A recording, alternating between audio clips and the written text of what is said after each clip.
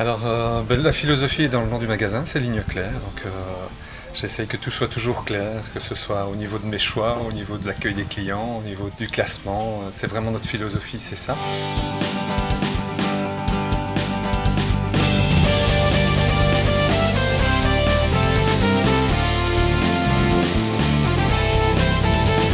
Donc, j'ai ouvert en 1986, ça fait 30 ans que le magasin existe.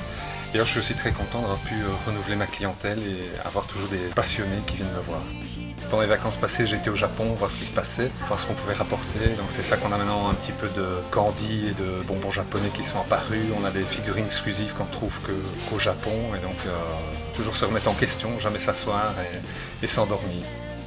Alors pour le manga, c'est assez amusant comme histoire parce que le manga a commencé à apparaître mais uniquement en japonais. Et comme c'était très calme à l'époque, il n'y avait pas beaucoup de nouveautés. Et j'ai des gens qui sont venus me demander des BD en japonais. Je me suis débrouillé pour avoir un petit peu de choix en BD japonaise et tout est parti directement. Et en interrogeant un petit peu mes clients de l'époque, disant oui mais vous achetez en japonais mais vous ne savez pas le lire. Et non, mais comme on a connu les dessins animés, donc on sait qui sont les personnages, quelle action se passe. Et souvent à l'époque c'était notre ennemi Dorothée qui passait les dessins animés.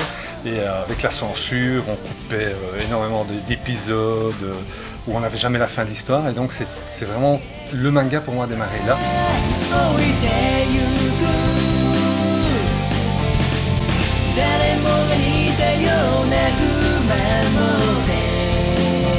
Ce qu'on a, nous, on a vraiment des amateurs d'objets.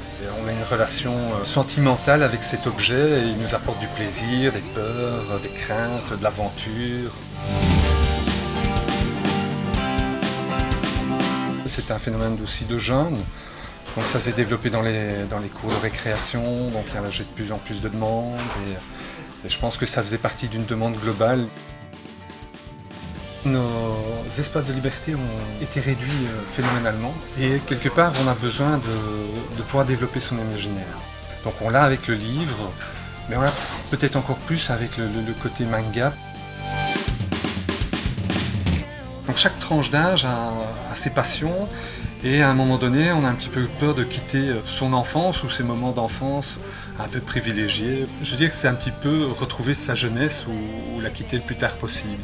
On a besoin à l'heure actuelle, on a besoin de soupapes, on a besoin de pouvoir s'évader du quotidien.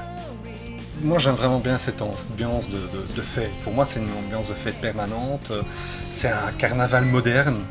Avec tout ce qui est cosplay, on rentre dans une autre dimension, on se retrouve entre fans, ça va créer des liens, ça va permettre de discuter et je trouve que c'est très très important.